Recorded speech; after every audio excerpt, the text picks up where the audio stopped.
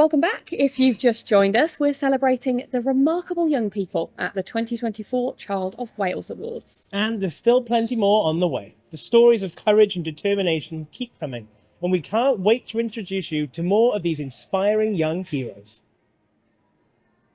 My name is Megan, I'm 11 years old and I've won the Young Sporting Hero Award. So I was 4 years old when I actually started doing jiu-jitsu. I was kind of born into it because my sister and my father did it before I was born. I always was itching to get on the mat when I was younger than 4. I'm Kath, I'm Megan's mum, and together with my husband, my other daughter, and a great team of coaches, we run Satori Jiu-Jitsu in Llanelli. Megan is the only junior fighter in Great Britain Jiu-Jitsu. I teach 3 classes before I train, then I do BJJ class, then I do the adults class. It's a good experience because I'm teaching people my age and younger, so I get to socialise a lot as well. My dad is my trainer. He's been training me for all my life, basically. Training with dad is fun, but also can be frustrating maybe sometimes. Obviously, I have to live with him as well, so if I do something wrong, then I've got the whole day to stay with him and stuff. Over the past 8 years, Megan has achieved more than 40 medals in UK BJJ and Jiu-Jitsu competitions. Megan has been the torchbearer, going out and testing the waters for the Great Britain youth team as it enters the fray in 2025. She has proved herself committed and determined, and with the blessings of GB Jiu-Jitsu, she entered a competition in Europe as the sole entrant from Great Britain. She came back with silver and gold. So in sports jiu-jitsu, just this year I've won multiple medals. So I've won 2 in the Flanders Open in Belgium for Great Britain and Wales. And I've also won the European Cup, and I've won a gold for that in sports jiu-jitsu. So I would recommend jiu-jitsu because it's good for socialising and also being able to protect yourself in different situations. I see myself in the future hopefully getting a gold in the Worlds and hopefully jiu-jitsu going into the Olympics, so I can do that as well. It's very, very amazing. I've read some of the stories of the children. They're just incredible human beings, to be honest, what they've done. So their feats and some bravery, and it's incredible. And yeah, it's really humbling, actually, to be honest. And I've done lots of events over the last, say, 8 months. Some amazing events, but this is probably the one I'm most nervous of being and also the most privileged to be at, to be honest. I've been looking forward to this for such a long time since Blanche asked me to come here. I've been so looking forward to it in my diary. So there, nothing was going to stop me being here tonight. Zoom. We had a piece of paper that gave us the outline of all the people that were participating, and then we read through them. We made a decision for ourselves, and then that went to the group, and then it was really funny because we all picked the same person anyway, so that was really nice. So there was no arguing that happened around it all, but no, this young individual is an amazing person. You're an educator because of what happened to your brother. In particular, at the moment, you're advocating for racism education in Welsh schools. It's something that's already in English schools. Can you tell us about that? Yeah, but again, what I like about the Wales idea about being an anti-racist country is that they have a plan. They put that plan into action. They've given themselves a deadline, which is 2030, and they're working towards it. Whereas we do some stuff in England, but we don't have a date to say when we're going to become an anti-racist country as well. So that for me is really amazing about Wales, like how they always have been forward leaders in so many different initiatives in this country to push the rest of us forward. So I'm looking forward to see what they do, and hopefully they can push England along as well. So it's a real pleasure to catch up with all the celebrities down on the red carpet, but I think we can all agree that the real stars tonight are the young people. And Iona is chatting to just a few of them right now. Yeah, I saved a boy last year from drowning. He was couldn't swim, and I seen that he was struggling, so I went into the water and saved him, told him to line his back and stay calm and to float like a starfish, and then carried him to shore and waited for help to come. Very impressive. How does it feel that now you're kind of someone who other people look to as to take inspiration from? You're really benefiting other people who are your age. I'm feeling very happy and proud of myself that I've done that, and I'm glad that other people are taking inspiration from me.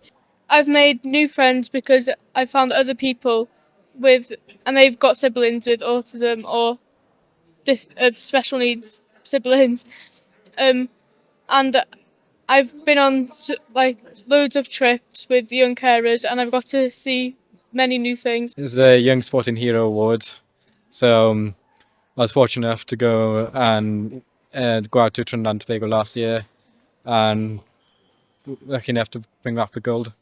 Going forward, how do you intend to use your platform? Have you got anything in mind that you want to do in the next few months?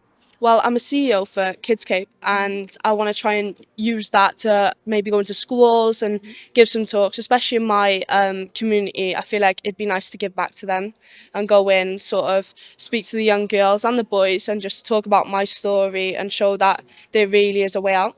And this is probably the 5th time I've come to a Child of Wales Awards. Every year I try to create a different piece of artwork to present to one of the special guests, which is then getting signed and auctioned, donated at some point down the line. So it's very exciting to be here.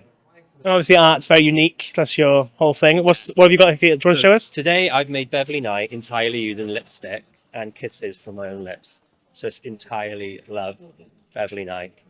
Love it. We wanted to do something different.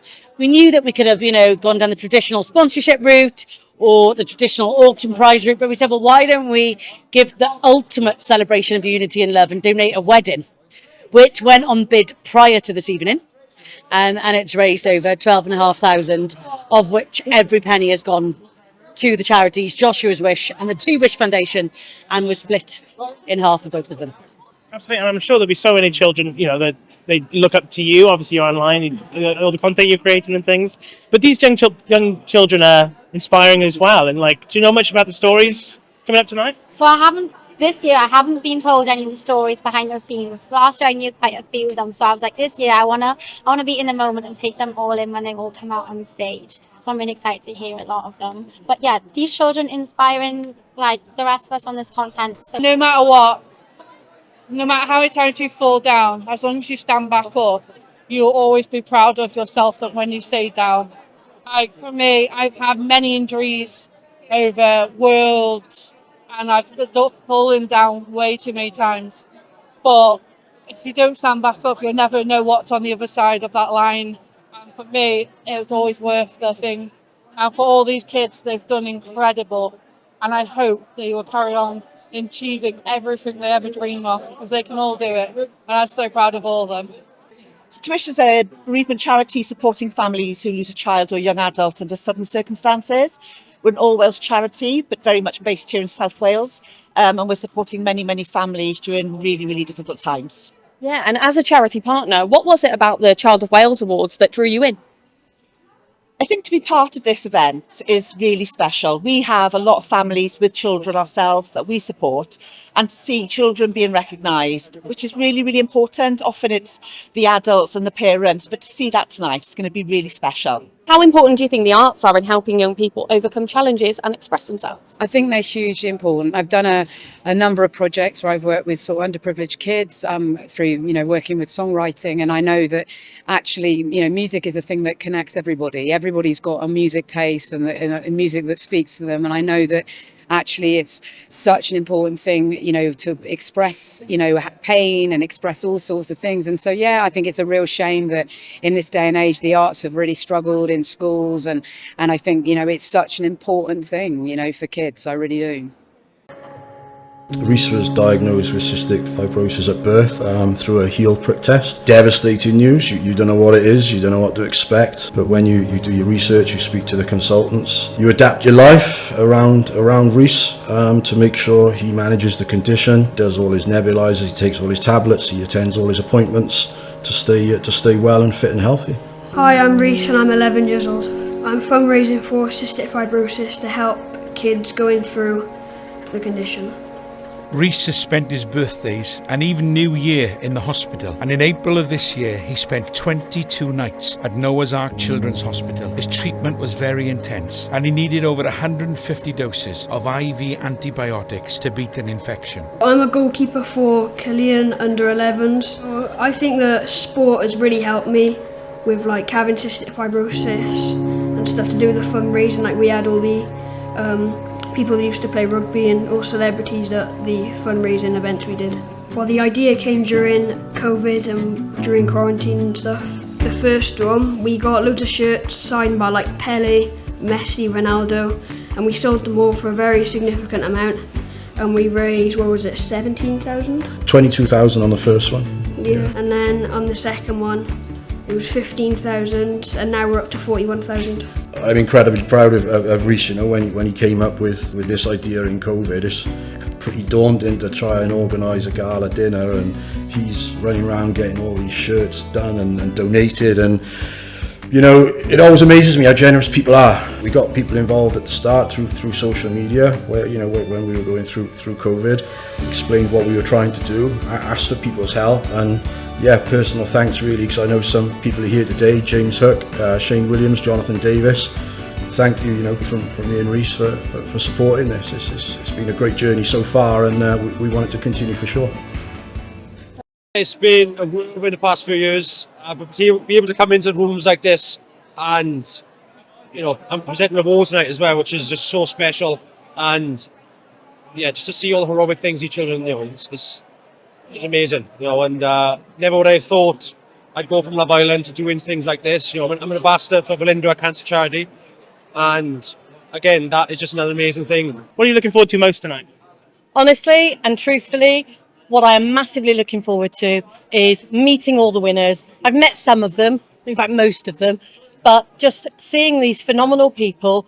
I know we can all say that people are amazing when they win awards, but these children honestly are ordinary people, but actually they're extraordinary. So I'm really looking forward to them being the celebs tonight. So as the night continues, these young people continue to amaze us with their strength and generosity. And we've got even more incredible stories on the way. Stay with us. We'll be back after the break.